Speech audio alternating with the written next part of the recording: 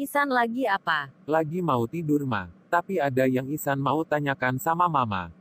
Iya, mau tanya tentang apa nak? Mama duduk dulu di sini dekat Isan. Apa yang Isan mau tanya? Begini ma. Selama ini Isan kan makan masakan yang mama masakan. Makanan yang Isan makan tadi masuk ke dalam tubuh bagian mana ya ma? Isan kok bingung. Mama bisa bantu Isan kah? Oh, Isan mau tanya tentang makan yang Isan makan masuknya kemana saja ya? Iya, Isan bingung ma. Jangan bingung nak, mama akan jelaskan. Sistem pencernaan merupakan sistem yang memproses mengubah makanan dan menyerap sari makanan yang berupa nutrisi-nutrisi yang dibutuhkan oleh tubuh. Sistem pencernaan juga akan memecah molekul makanan yang kompleks menjadi molekul yang sederhana dengan bantuan enzim sehingga mudah dicerna oleh tubuh. Sistem pencernaan pada manusia hampir sama dengan sistem pencernaan hewan lain, yaitu terdapat mulut, lambung, usus, dan mengeluarkan kotorannya melewati anus. Proses pencernaan pada manusia terbagi atas 5 macam, yaitu 1. Ingesti adalah proses menaruh atau memasukkan makanan di mulut. Biasanya menggunakan tangan atau menggunakan alat bantu seperti sendok, garpu, sumpit, dan lain sebagainya. 2. Pencernaan mekanik. Proses pencernaan mekanik yaitu proses mengubah makanan menjadi kecil dan lembut. Pencernaan mekanik dilakukan oleh gigi dan alat bantu lain seperti batu kerikil pada burung merpati. Proses ini bertujuan untuk membantu untuk mempermudah proses pencernaan kimiawi. Proses ini dilakukan secara sadar atau sesuai dengan keinginan kita. 3. Pencernaan kimiawi. Proses pencernaan kimiawi yaitu proses mengubah molekul-molekul zat makanan yang kompleks menjadi molekul-molekul yang lebih sederhana sehingga mudah dicerna. Pencernaan kimiawi dilakukan oleh enzim, asam, bile, dan air. Proses ini dilakukan secara tidak sadar karena yang mengaturnya adalah enzim. 4.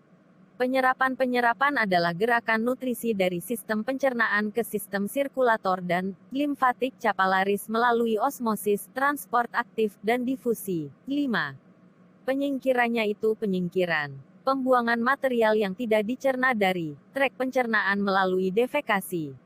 Organ yang termasuk dalam sistem pencernaan terbagi menjadi 2 kelompok, yaitu 1. Saluran pencernaan. Saluran pencernaan adalah saluran yang kontinu berupa tabung yang dikelilingi otot.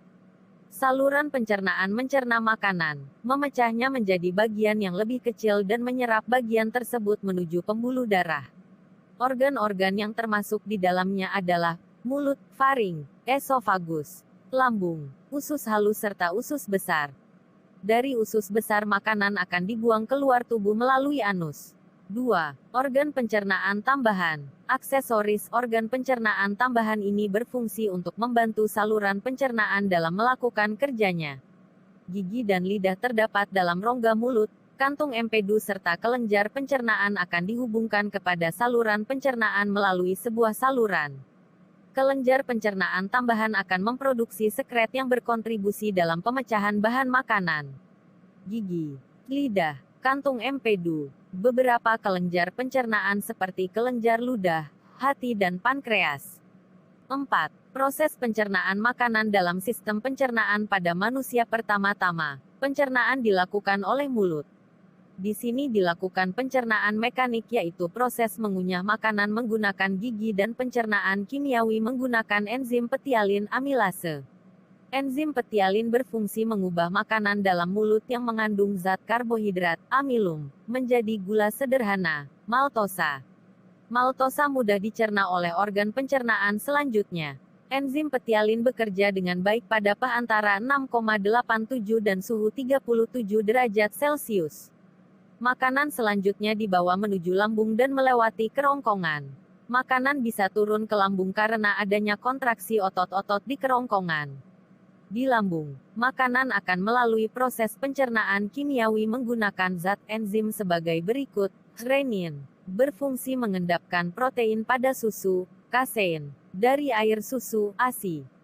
Hanya dimiliki oleh bayi. Pepsin berfungsi untuk memecah protein menjadi pepton, HCl. Asam klorida berfungsi untuk mengaktifkan pepsinogen menjadi pepsin. sebagai disinfektan, serta merangsang pengeluaran hormon sekretin dan kolesistokinin pada usus halus. Lipase berfungsi untuk memecah lemak menjadi asam lemak dan gliserol. Namun lipase yang dihasilkan sangat sedikit. Setelah makanan diproses di lambung yang membutuhkan waktu sekitar 3-4 jam, makanan akan dibawa menuju usus 12 jari. Pada usus 12 jari terdapat enzim-enzim berikut yang berasal dari pankreas, amilase, yaitu enzim yang mengubah zat tepung, amilum, menjadi gula lebih sederhana, maltosa. Lipase, yaitu enzim yang mengubah lemak menjadi asam lemak dan gliserol, tripsinogen. Jika belum aktif, maka akan diaktifkan menjadi tripsin, yaitu enzim yang mengubah protein dan pepton menjadi dipeptida dan asam amino yang siap diserap oleh usus halus.